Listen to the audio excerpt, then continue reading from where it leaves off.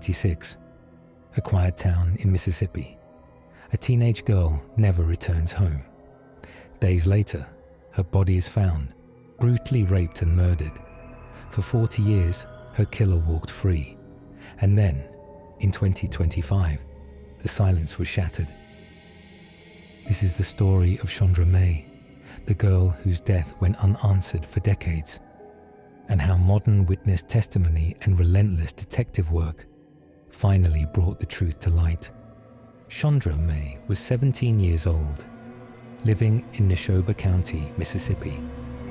A promising student, she had dreams of becoming a nurse.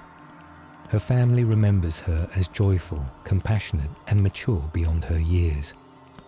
She was the youngest of 3 siblings, loved gospel music, and was often seen helping neighbors or studying at the library. On a warm spring afternoon in April 1986, Shondra left home to meet a friend, but she never arrived. Hours turned into days. Her family searched, police searched, flyers were posted, but it was already too late. A few days later, a hunter discovered her body in a remote wooded area near a creek. She had been sexually assaulted and violently beaten. An arrest has been made in the decades-old murder case of a teen girl in Mississippi, according to officials. Authorities said they took 63-year-old Reuben Weeks into custody Tuesday for the abduction and murder of Shondra May. Weeks had been living in an RV park in Madison County, Mississippi, when Scott County Sheriff Mike Lee showed up with a caravan of other law enforcement officers. Lee said Weeks had been fishing just a day before his arrest. Weeks requested his wheelchair to get to the squad car that took him to jail. Officials said Weeks has been charged with kidnapping, rape, and murder for the 1986 crime that rocked the small town of Forest. At the time, May had been a 17-year-old senior at Leake Academy. She was on her way home from working at a McDonald's restaurant when someone managed to stop her car just before she made it to her driveway. May's body was found on her 18th birthday 3 weeks later in a creek in Hinds County near Bolton. Michael Frazier is one of the retired investigators who was on the case.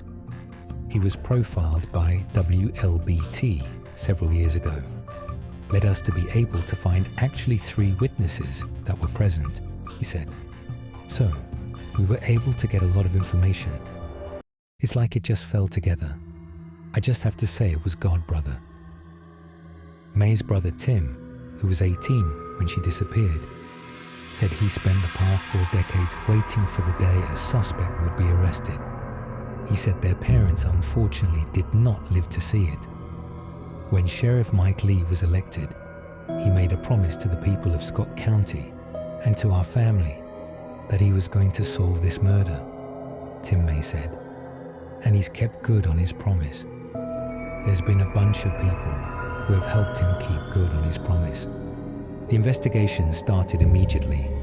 Police interviewed dozens of people, including classmates, neighbors, and known offenders, but forensic science was limited. There was no usable DNA process yet, and without an eyewitness, the case hit a wall. Multiple suspects were questioned, but none arrested. Community rumors pointed in several directions, but nothing stuck.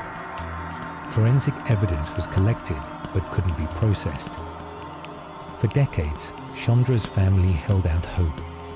They attended vigils, posted reminders in local papers, and pushed for answers. Meanwhile, police would revisit the case every few years, but the technology, the resources, and the witness silence remained unchanged. Every year her birthday came around, it just reminded us, she's not coming home, and no one is paying for it. Other cases were solved. Time moved on, but not for Shondra's family. Officials said this is the first time anyone has been charged in the case.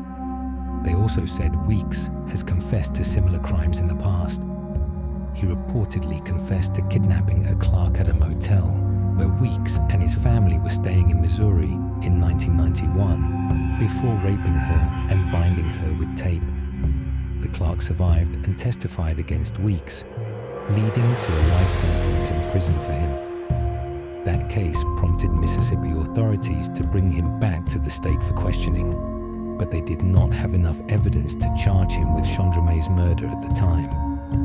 His sheriff said it took years of cooperation and investigative know-how to lead to this arrest, and that the work is not yet done. If anyone is out there that may be involved in this case and they're feeling like that just because we've made an arrest, it's over, don't feel safe, Lee said. If you're out there, we're going to bring you in.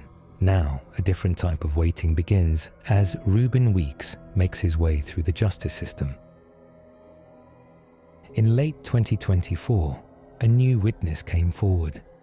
Someone who had kept silent for decades, finally ready to speak. Their testimony pointed to Reuben Weeks, a convicted rapist with a history of violent behavior, who had lived just miles from the crime scene in 1986. Witness claimed to have seen Weeks with Shondra the night she disappeared. Investigators reopened the file and cross-checked physical evidence.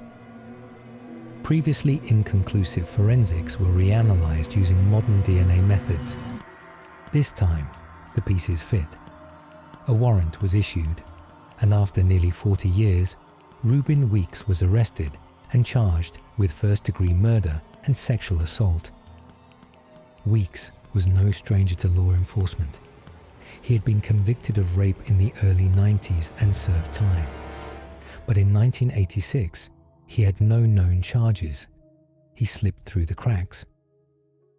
Weeks was known to frequent the area where Shondra's body was found. He had a violent record involving women. A prior alibi had never been properly investigated. The arrest left the community stunned and raised serious questions about missed opportunities. For Shondra's family, the arrest was bittersweet, relief, mixed with decades of pain. We can breathe a little now, but we lost our child, and that pain doesn't fade.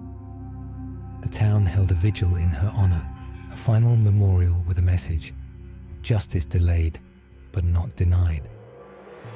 The case has renewed focus on how many cold cases sit untouched, how many families wait in silence, and how crucial it is to invest in both technology and the courage of witnesses. Shondra May's story will not be forgotten, and her case serves as a reminder: truth doesn't die, it waits. If you have information on any unsolved crime, speak out. Silence protects predators. Testimony saves lives. For Shondra, for every family still waiting, and for justice that never gives up.